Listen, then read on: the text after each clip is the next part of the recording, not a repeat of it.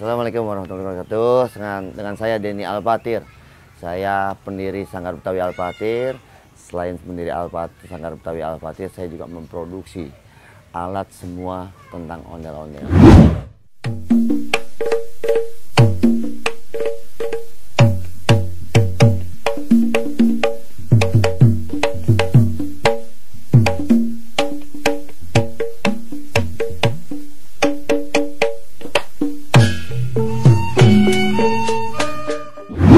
Untuk pembuatan ondel-ondel, semakin kita banyak SDM semakin cepat. Yang pertama, untuk bagian badannya, kerangka khusus kerangkanya, kedoknya khusus, tukang jahitnya juga khusus, semuanya serba khusus. Jadi insya Allah nih kurang lebih untuk SDM-nya, untuk pembuatan ondel-ondel dalam 1 hari atau 2 hari, itu 5 orang. 1 hari jadi, karena punya job desk masing-masing. Untuk ukuran 1 meter itu dengan harga bisa 500.000 satu. Tapi kalau untuk pasang 1 juta. Semeter 20 1.200.000. Semeter 40 1,8. 1 juta 1 meter 60 dia bisa 3 juta. 1 meter 80 bisa 3,5 juta. Jadi untuk harga ondel-ondel itu variasi. Yang dari yang terkecil sampai yang dewasa, sampai yang lebih besar lagi, harganya beda-beda. Kalau untuk yang pesan, alhamdulillah itu kebanyakan anak sanggar. Kalau untuk untung, alhamdulillah yang penting walaupun sedikit, rezeki kita bagi-bagilah berkah buat anak-anak semuanya. Yang penting kebagian semua, karena kita juga pakai SDM juga untuk pekerjaannya juga banyak. Intinya. Cukup Bang berarti buat kebutuhan sehari-hari? Alhamdulillah cukup, tapi kita kan nggak untuk diproduksi aja, kita juga kerja. Saya sebagai pekerja gitu. Jadi misalkan contoh soal, saya juga kerja, istri saya juga usaha, dan saya juga produksi. Jadi saya pakai job desk masing-masing anak-anak. Untuk pembuatan kedok ya pembuatan kedok, untuk pembuatan kerangka ya kerangka. Jadi saya nggak di satu titik aja untuk usaha gitu. Kan dulunya buat tolak bala ya Bang? Iya. Tapi kan sekarang malah kayak buat ngamen gitu. Buat Gimana ngamen. tuh Bang pendapatnya? Kalau tanggapan saya gini, itu balik lagi perbedaan antara barongan sama ondel-ondel. Memang dari zaman dahulu, zamannya Belanda, istilahnya abad yang ke-16, itu untuk barongan memang udah ada semua. Tapi sempat hampir punah. Tapi dengan adanya kita punya gubernur almarhum mungkin sekarang, Pak Ali Sadikin, gimana caranya ondel-ondel itu atau barongan itu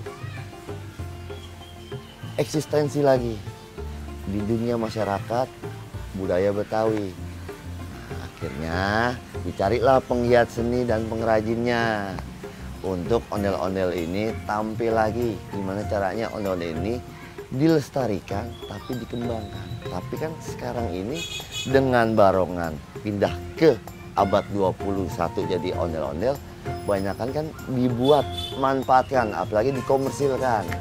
Nah, jadi tanggapan saya dari komunitas ondel-ondel DKI Jakarta sebagai penasehat, saya udah bekerja sama dengan Dinas dan Kebudayaan. Kalau untuk ondel-ondel yang ngamen itu sesuai dengan pakemnya, itu udah ada perdanya.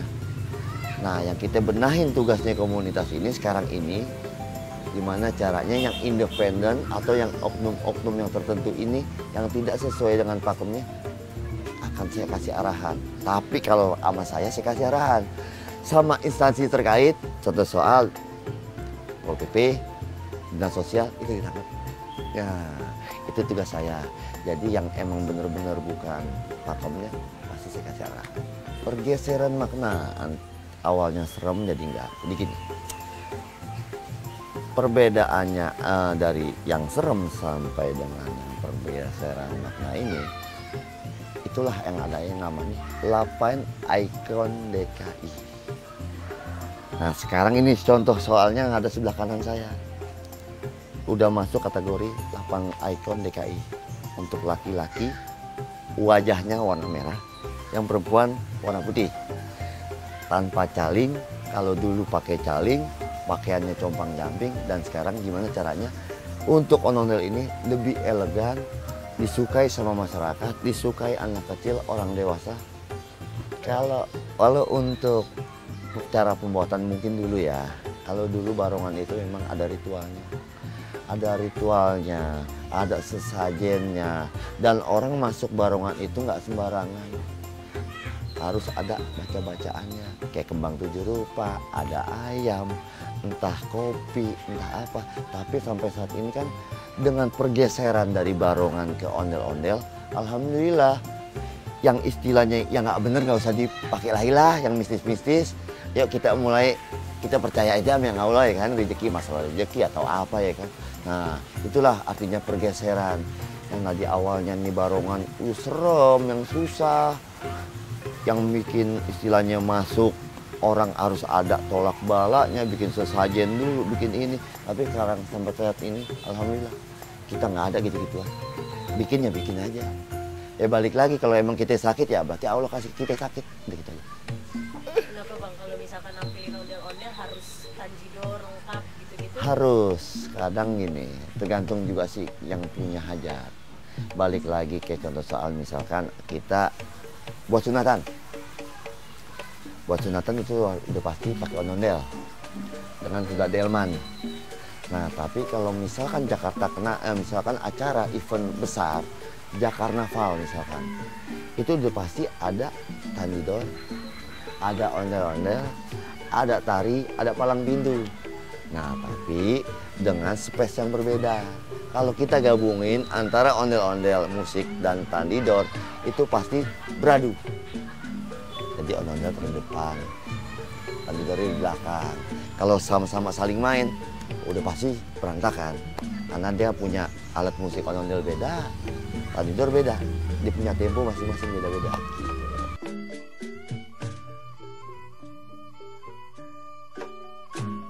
Ini dia yang bikin miris. Ondel-ondel untuk buat kepentingan pribadi. Jadi kadang banyak salah yang mengartikan nama sanggar. Dia punya uang, beli ondel-ondel, dia buat sanggar. Dia nggak ngerti itu yang nama sanggar. Ya sanggar itu tempat wadah, tempat penggiat seni, berkumpulnya penggiat seni, itu namanya sanggar. Tapi kan yang kadang sampai saat ini dia yang dibilang sanggar-sanggar yang independen ini, independen. Yang oknum-oknum tertentu ini yang merusak budaya. Kasihan yang benar-benar sanggar, yang lestariin dan mengembangkan ini budaya dengan kearifan lokal, yang ngerusakin yang oknum. Punya uang, beli ondel-ondel, bukan dilestariin, tapi dimanfaatin untuk kepentingan pribadi. Itu yang harus kita arahin. Nah kan selama ini memang kita nggak bisa langsung bek. Yang penting saya pribadi, saya kepengen minta sama dari pihak pemerintahan terkait, kalau memang untuk penggiat seni nggak boleh untuk ngamen atau keliling kampung, minta wadah, minta tempat. Yang penting terbaik ini buat penggiat seni. Jangan hanya larangan. Saya juga bisa larangan. Nah, tapi kalau nggak ada solusi, nggak ada kasih tempat, kan kesian. Gitu. Dengan dia memang, ya maaf, walaupun ini budaya dibuat untuk ngamen,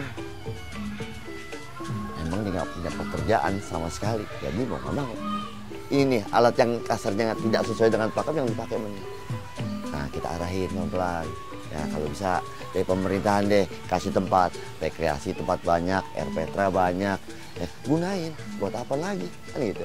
Nah alhamdulillah dengan adanya seperti ini, saya dari komunitas ondel-ondel DKI Jakarta bersinergi sama Dinas dan Kebudayaan untuk kegiatan workshop dan pembinaan. Dikasihlah 35 titik untuk penggiat seni itu tampil di semua titik Jakarta. Ya, alhamdulillah, mudah-mudahan bukan untuk saat ini aja, biar kedepannya untuk penggiat seni adalah tempat yang terbaik buat penggiat seni. Itu aja.